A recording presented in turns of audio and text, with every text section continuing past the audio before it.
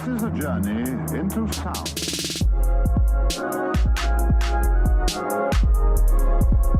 That's right, welcome everyone to this week's episode of The Young Bureaucrat in Brussels. That's right, I said this week's episode is more like this month's episode, but I don't want to rub it in your face that you've been staying just now a long time without hearing to one of the, and I'm not saying this myself, this is quoted a lot of times in Plux Nights, one of the brightest voices in the EU bubble. I'm here with you, I am your young bureaucrat in Brussels, and today it will be one more stepping stone, one more teaching from my side and learning from your side to become the next MEP/commissioner. And we are approaching the EU election, so it's very important that you listen to this bright voice in our beautiful and sunny EU bubble. Today here with us, we have a friend, someone that has been in Brussels for a while, so has been breathing EU values constantly, and can surely bring us about and talk about his experience as an expat from Southern Europe. I know what you're thinking. A Southern European that moved and went to a studio to record. Aren't they all lazy? I guess we're just about to find out. Hey man, what's up? Woo! Okay, thanks, young bureaucrat, that you are hosting me here in this lovely studio of yours that you have, which is in your bedroom.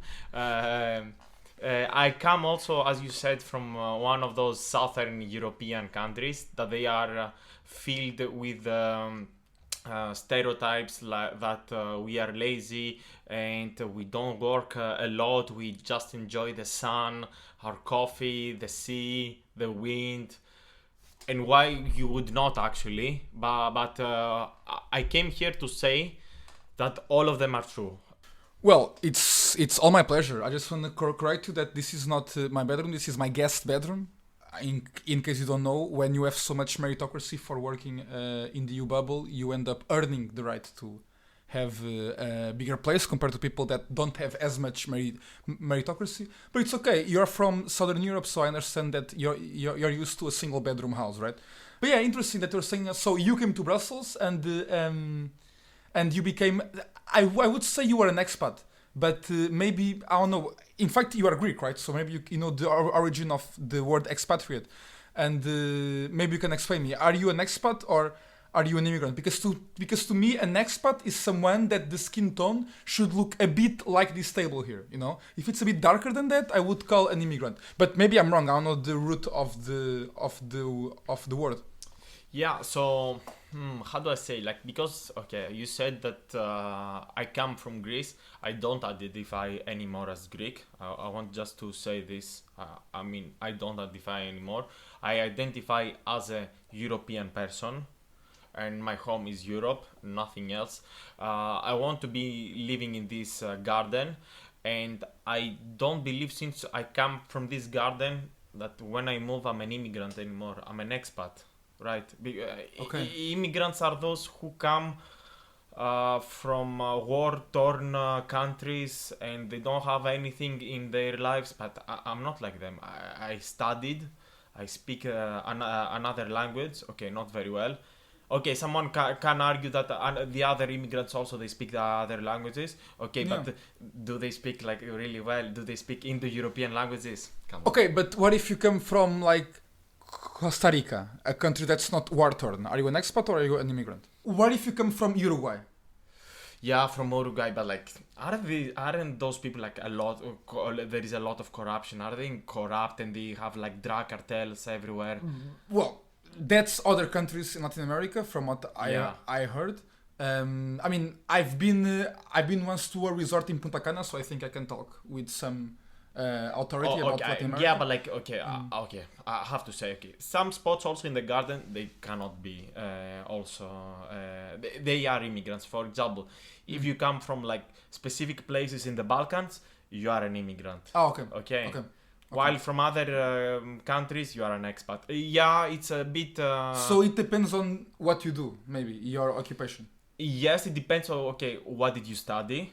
It's very important. You need to have at least a bachelor's degree. Sometimes in some countries you need to have a master's degree. Otherwise, you cannot be an expat. Okay. Do you mean a master's at the College of Europe? I don't know if you know, but I studied at the College of Europe. Oh no, really? Yeah. Okay. Which promotion? Mario Soares. Oh, Mario Schatz. Yeah. I didn't have the privilege to be in the College of Europe. It's okay. Yeah, I know, but all my friends in Plux, they have been to College of Europe, and they now have high positions in the European Commission. Okay, what if you need to pay a lot of money to be in the College of Europe? It's meritocracy.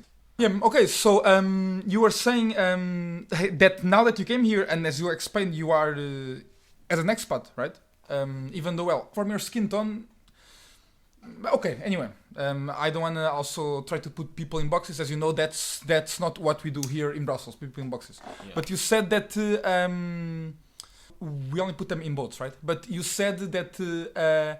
so you realize now how Brussels knows better what's good to Greece. Can you elaborate, or like what actually happened in Greece in these years that we were talking about? So yeah, I don't know if you remember, there was an economic crisis in 2008, 10. Yeah, because of very bad management and nothing to do with the global system. Yeah, right? Nothing completely out of the global system and the global financial system, and we deserved it, honestly. And okay, maybe they put us like strict austerity measures that eventually, looking at the numbers, it only after 15 years it only increased the debt of the country. Really? Yeah, but so what? Doesn't matter. Like, we need to have this one. Someone has to pay. You are living above your possibilities. Exactly. Right? Like in all of these decisions in the last 20 years of the neoliberal capitalism world that we live, someone has to pay. Okay, most of the time, I would say 99% of the time is the people, but they are the majority. Exactly. So I just read, actually it's a very good point that you make, because I just read a book from a Portuguese author, brilliant author, that wrote a book called Identity and Family. So you can understand already how bright this book is going to be. Sunshine. And he talked about women could not have been oppressed until today for two big reasons. Reason number one, they are the majority. They are more than men. They are indeed. Right? Yeah. And reason number two, but we can get that later. Reason number two is they never complain. So if you're so oppressed, why don't you complain for millennia and only now that the woke's come, right? So we'll focus on this one a bit later, but reason now. That's what you're saying. If you're a majority, you cannot be oppressed. So the people are the majority, of course they have to pay. Yeah, exactly. And who is going to pay? The person that did a mistake once in their life. The guy that by mistake took 50 million euros from the accounts of his company to buy a Porsche. Yeah, come on. Can't a man do a mistake now? Yeah, but they deserved it. They went to better schools than us, okay? They costed more the schools that we went, so they were better. Like, it's a de facto thing, obviously. Obvious. They have the higher positions because they worked so hard, grind set, day and night, through their parents. Day and night, through their parents, maybe. Who knows? Well, in that case, you inherit meritocracy, right? Because we know it passes, like... When you have talks with your kids at dinner table, if you are a father with a lot of meritocracy, you will put it in your kids' minds, that meritocracy. Yeah, but it's in your genes. Right? Yeah, also we know from studies made in the 18th and 19th century, the same studies that proved to us how we have differences in morphology in different human beings. Subhumans, they do exist, I would say. Like, this is why it's called the garden, right? And outside of the garden is the jungle. It's the jungle. And sometimes we need like to trim the jungle. Okay. How do we do that? Excellent questions. So the people above us, they know how to do it. Do we fund paramilitary organizations in other countries that create and unstabilize the other countries in order for us to exploit them for their precious materials? No. Yes? No, we don't. Okay. Yeah, like... I was in doubt now. No, like, for example, okay. How did Belgium, for example, got all this wealth? From Congo? Come on. No. It's a small country. Like, look at this GDP of Congo. Can it, like, help Belgium? No. And even if Belgium got some resources of Congo to build, like, some buildings in Grand Place or whatever, like... isn't it a fair price to pay for the fact that they built schools in Congo and roads? Schools, hospitals, reduced the famine of the people by ending more people. I If would there's say. less people, there's less people in hunger, right? This is necessity, right? And all of those, how do I say, like those great powers that they are in, mostly Northern Europe, I think they know better, and they know better. Okay, they said like, okay, maybe we did some things wrong, but till this day they do better. For example, people would say like in Greece and all of these countries in the south, oh no, we don't deserve it. When this happened, the economic crisis, where I was like a 5-year-old, why should I have to pay? Like I didn't do anything, I didn't vote for any of them. But Yeah, sounds like an excuse to me. come on, now we need to argue that children are innocent. Come on, like children, no one is innocent. Like, No, and I think that's very clear with the disaster that's happening right now in Gaza, right? the turmoil. Yeah. Every day, children are covering with their back a Hamas terrorist, and Israel has no other choice, no, right? It's terrible how you can have so many children in the pediatric part of an hospital in Gaza covering so many terrorists. It's everywhere. yeah, but this is upset. Like, don't they, like the people cannot understand, like, don't put them there. Okay, what if half of the population is are children? So what? Yeah, then it means the other half is terrorists. Exactly. And the other half are potential terrorists. And Also, yeah, we shouldn't forget that, actually. And also, We shouldn't forget that. this is why they should they have the right to defend themselves, and sometimes bomb preemptively people and other countries. Because why not? Who are we to know that what is happening behind the scenes? It's very complex, you know? Like, this is a very... it's very complex. It's a both sides type of situation, and I think we cannot so easily, like, condemn one side when the other is there. All I want is peace, right? True. just want And like the great powers also, they know that there is like there are two sides from this, so that's why in one side they provide aid for children to feed themselves, etc. And the other side they provide bombs, weapons, etc. This way you're helping both sides. Yeah, right? exactly. Like it's a win-win situation. Exactly. You give a hairdrop in one side, you give a hairdrop of food, where some people are dying trying to get that food, but it's because they don't know how to swim. It's hardly our fault. And on the other side, you provide weapons so that the most moral army in the world, right? Yeah, right. It's written even like in the Bible, you know, so that Israel can finally defend itself. And this brings me also, because we're talking about how Northern Europe knows better, right? We can see that case about this topic with Germany. Yeah, it's true. Like Germany, okay. What if it has done did the worst atrocity in human civilization, and they have some other 2 generations already in the back of them? I think now after third time the charm. No, they learned. Yeah, you they can learned. see by the posture that they are having towards this conflict, toward this equal side by side Hamas-Israel war. They are taking clearly the right side. They are in the right side of history, as in every occasion with the big powers. Like, when was the last time that they did something bad? Like, okay, maybe they were bombing all the Middle East. Okay, Bombing. did we have the to? correct word? Yeah, okay. Did we have to divide the Sudan to North Sudan and South Sudan? Maybe.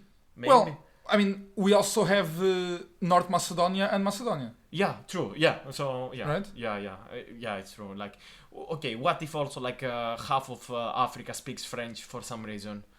Well, but French is a diplomatic language, you know. It's objective. Like, French was international language back in the day. And by international, we mean everybody that mattered, right? Of course. By international, we're talking about Europe. We don't have to go that far as across the Mediterranean, but the international language that everybody spoke was French. So it makes sense that in Africa some of them speak French. If they don't want to speak French, why do they still speak today? They are independent, right? They can do whatever they want. They are completely free from any type of colonization nowadays, right? Yeah, it's I hear like a lot of words saying like post-colonialism. What's this? Like The only post I know is Post Malone. Yeah, true. Great artist. Yeah, no, it's true. They know better. Okay, and I can see this also like with the people here in Europe, I would say, or Brussels in general. So when not Greece then. Yeah, no, come on. Greece is not Europe, okay? If you see it on the map, they're like southeast, like they are the borders of Europe. And Greece is 1 hour of difference, right? So yeah, so it's not European time. It's quite big. The only thing that good Greece is doing is like keeping people outside of Europe. Okay, what if you're going to the beach in some of the islands and you see dead bodies of children? So what? Well, they don't know how to swim. Did someone ask them to come to Europe? Exactly. Can they? Why they don't go through the official channels? I say, is there? They exist for some reason, right? Yeah. But where are they though? But you said children dead. I mean, I suppose you don't mean Ukrainian children. No, those are European children. Okay. No, yeah. This is different. No, and those no, because for them, of course, we had to put temporary exceptional measures. Because we're talking about a terrible thing that's happening. Like, I really hope that we can solve this problem at the doors of Europe, and we should care about every human life. But at the same time, that's one thing. They are coming here because their country is being war torn. But Sudanese or these people or Palestinians now, right, from Gaza, yeah, come on, do we have space for everybody? Yeah, but like, come on, it's like a company. They want to hire 2 people. Okay, one of them is a man in his 30s, does not have children, is not getting married. Okay, and the other candidate is a woman who maybe not have children yet. Okay, who as a company, are you going to hire? Are you going to hire the woman? Like in 1 year or 2 years, she wants maybe a maternity leave for 9 months. What the company should do? Well, we have some clear guidelines on what to do at European institutions. So the answer I would give is the answer that European institutions give, because that is the correct answer at all times. Although, yeah, I mean, I can say that indeed you need to look at the incentive, right? And the incentive is to make a profit. Profit, yes. If you have an employee that will be 9 months away, or 9 months, no, because maternity leaves fortunately are not that long. Otherwise, where would this world be, right? That's something we should learn with US, because you told me you wanted to move to the US, right? Yeah, because that's like there is only a certain level that you can reach here in Europe. Okay, maybe you can earn a lot by climbing up the corporate channel or the European institution channel, but eventually you will be a person who will work for the public sector. I don't want to be this one. Like, it stops innovation. It stops the mindset. It's not the right mindset. It's not the mindset. Yeah. It's not the like mindset is very important. Like when you go to a restaurant, you need to have a mindset like, okay, how do I buy this restaurant? How do I own this restaurant? And you cannot do this by working in the public sector. So I want to be in a more progressive country called the United States of America, those glorious country, who first of all they have like God bless America. Yeah, God bless. They have you have every chance of making innovation, making like you can climb up the top, because yes, okay, people say capitalism is bad, but if you are in those positions, then it's really good. Is that? Then it's really, and it's not about like, okay, you will not be there, ever reach there. I will be there. It's as long as you work if you hard believe, enough, anything is if possible. You believe, why can't you do it? Exactly. Like look at these all the examples of, okay, Elon Musk, great. Maybe his father had an emerald mine, but so what? Who doesn't? Yeah, exactly. Jeff Bezos, okay, he may start with $250,000 loans from his father, but so what? He did it. And that's what fathers are for. Exactly. Bill Gates, his mother was in the IBM board of members. Okay, so what? Again, meritocracy, like spreading in terms of the genes from the mother to the kid. Exactly, it's genes.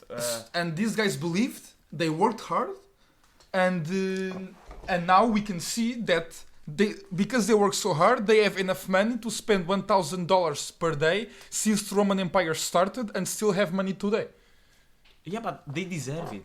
They did No, better than... I'm saying it as a good thing. Yeah, exactly. Like Zuckerberg. So Zuckerberg is a great idea. Or how can you like from one small idea that you can have is a great example. From one small idea you can spin it to something else. Okay, the guy wanted to create a website where you can narrate chicks. Okay, eventually it went to establish Trump in the US. But so what? This is like the innovation. Yeah, it's endless. It's the market speaking. The market is guiding where things should go.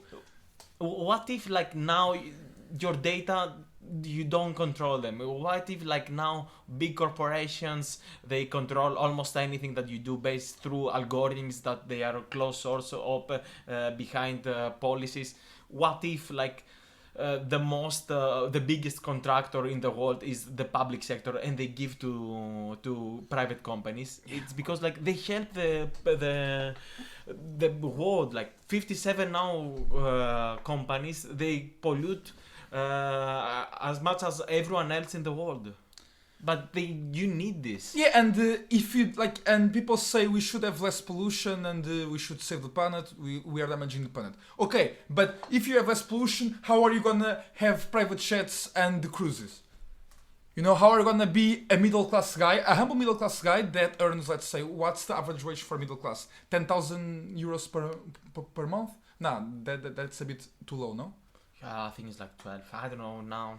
Probably with 12. inflation. And it's been a while since I was middle class as well. So, but yeah, okay. But let's say 12,000 euros per month. Like with that, if you don't pollute, then there's a lot of things you are stopped from doing. Where is your freedom? If we stop polluting things, then I cannot take a cruise. Yeah, what is the growth on this one? For example, okay, you have a kid and you put your parents in order to take care of your kid. Do you contribute in the GDP? No.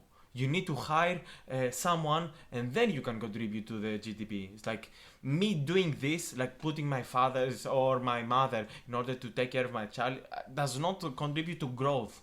You need to think like how can I improve the GDP of the country, of the world. That's how you grow. Only goes up. Okay, eventually, how long I will be have still like 50, 60 years. What do I care like if the world like burns or whatever? I will not be here. And do you think there is a coincidence that we talk about economic growth and when we say personal growth, the word is the same? Growth? Yeah, true. Right? True.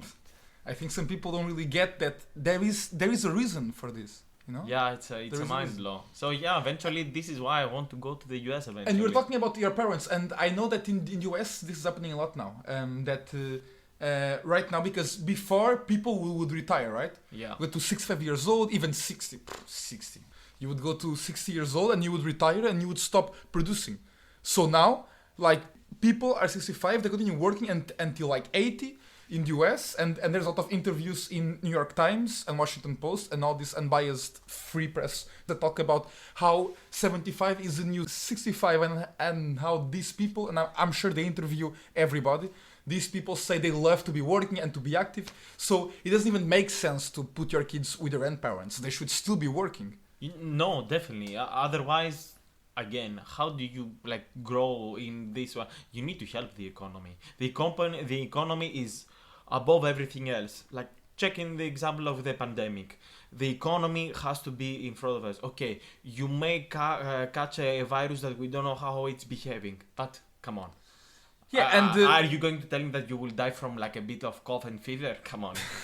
Be strong, pull yourself from the bootstraps. And to be clear, there is no evidence at all that the pandemic of COVID-19, last one we had, is related to capitalism and to the destruction of the planet. At all. There is no evidence. It would have happened anyway, this pandemic. It's not about marketing animals and selling animals for a profit with no sanitary conditions that leaves us to have a pandemic. Pandemic, I think it was like the greatest opportunity for growth. Like if you can see all those companies, wise words. Yeah, they did like an all-time highs profit.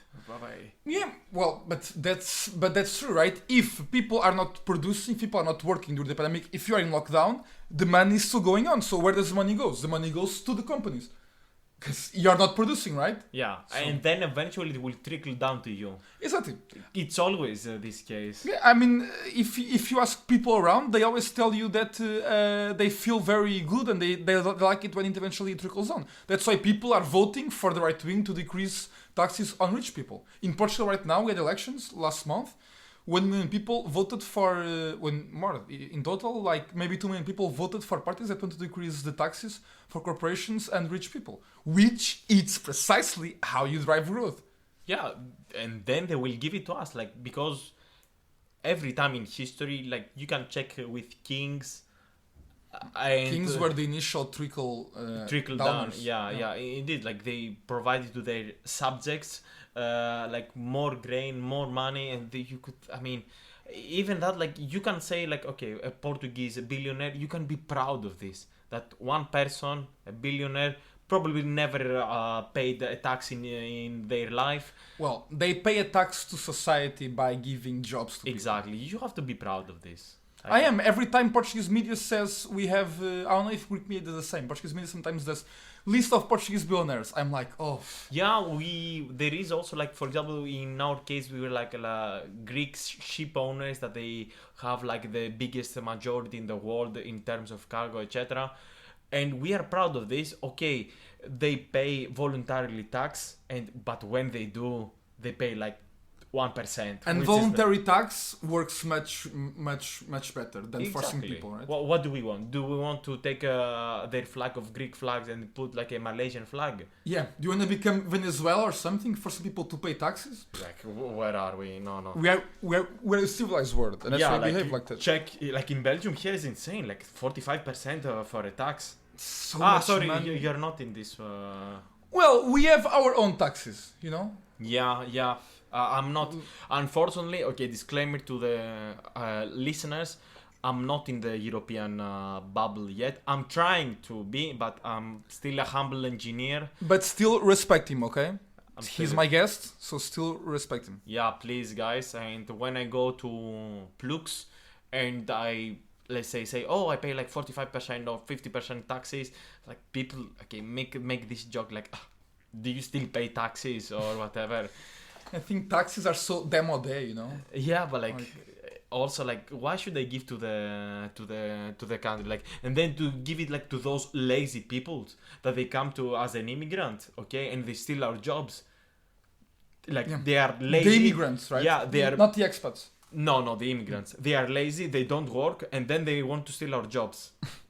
Honestly, it's ridiculous. Hey. People say, oh, but they give more to social security than they take, like 7 times, I think, in Portugal. But that's only looking at numbers. I think the whole point of this podcast is to prove that life is not just numbers and growth. Life is about values, right? It's about community. So they give more in terms of money, social security.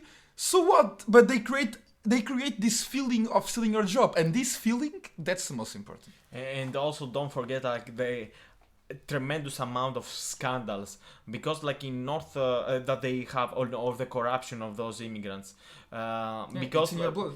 In Greece and in southern countries it's called corruption. When the northern countries do it, it's scandals. Yeah, because it's totally different. No, it's different. You cannot compare. Like, I mean, it has completely nothing to do. You know, if it's like if it happens here or in Germany with Volkswagen, for example, yeah, it's a scandal because like people who did that are like Germans. They're like educated. They are. I mean, their skin tone is brighter. Let's put it that way. You know? When Volkswagen didn't do the right thing, okay, in the 40s. We did the right thing. But even recently, they said Volkswagen didn't declare their CO2 emissions like 17 years ago or 5 years ago. Oh no, it's very irrelevant for society. So I forgot already when it was. I think every like private companies, they only benefit the world. Like you can see it with Chiquita, Amazon, Microsoft, etc. I love bananas. Yeah, also in Latin America, they love bananas so much that they were providing a security organization in order to defend those bananas, I would say. Man, bananas, I think this can be our closing motto of today. Bananas is freedom. It's freedom. It's like the pinnacle of freedoms of a free society. In fact, bananas used to be called apples of paradise. Indeed, and the United Fruit Company made them populous. Exactly. This is it, guys. I hope if you had already at least half of the good time that we had in this conversation, it's great. But I'm sure you had the double, because this is what this podcast brings about. It's about trickling down good vibes, EU values to all of you. We are here to educate you guys. Thank you for having me, young bureaucrat. By the next time we do again this meeting, hopefully I will be in a more civilized country than this. Nah, it's okay. I wish you all the best moving to the United States. Finally be able to experience true progressivism. And maybe when you have paid vacations, you can come to Europe again. Yeah, maybe when I'm 80 and retire. I don't know. No, well, as retire or Yeah, strong word. reinventing yourself to a new job. Thank you, guys. Take care.